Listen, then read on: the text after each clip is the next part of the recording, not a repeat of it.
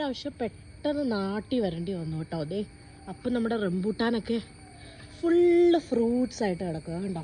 നമുക്കിങ്ങനെ കൈകൊണ്ട് എത്തി ഇങ്ങനെ പിടിക്കാം കേട്ടോ ഇതിനെ, അങ്ങനെ നമുക്ക് കഴിക്കാം. അതേ നോക്ക്. സോ ഇതെൻ്റെ ഒരു എന്താ പറയുക, ഡ്രീം കം ട്രൂ മൊമെൻ്റ് എന്നൊക്കെ പറയത്തില്ലേ, ഇത് നമ്മുടെ അച്ഛൻ നട്ടതാണ് കേട്ടോ. കണ്ടില്ലേ, നമുക്കിവിടെ ഈ ഒരു ടെറസിൻ്റെ മുകളിൽ നിന്നിട്ട് ഇങ്ങനെ നമുക്ക് എത്തി പറിക്കാം. ഇത് ഞാനിങ്ങനെ കുഞ്ഞിലേക്ക് ഇങ്ങനെ സ്വപ്നത്തിൽ കാണുമായിരുന്നു, ഇങ്ങനെ ഒരു ഫ്രൂട്ടിൻ്റെ മരം വേണം. ഒന്ന് ഞാൻ ആപ്പിളെന്നായിരുന്നു കണ്ടുകൊണ്ടിരുന്നത്. എന്നിട്ട് നമുക്കിങ്ങനെ പറിക്കാൻ പറ്റണം, അതുപോലെ പറിക്കാൻ പറ്റും കേട്ടോ. ഇത് കണ്ടോ, അച്ഛൻ നല്ല എല്ലാം നമുക്ക് വെച്ചിട്ടുണ്ട്.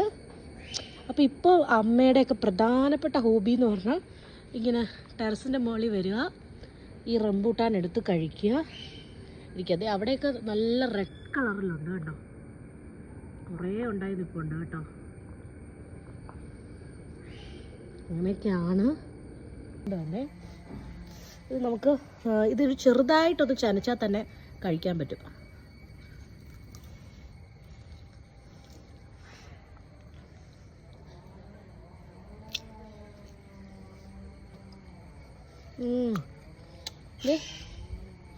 അവിടെയൊക്കെ ഇഷ്ടം പോലെ പഴുത്തമുണ്ട് കേട്ടോ.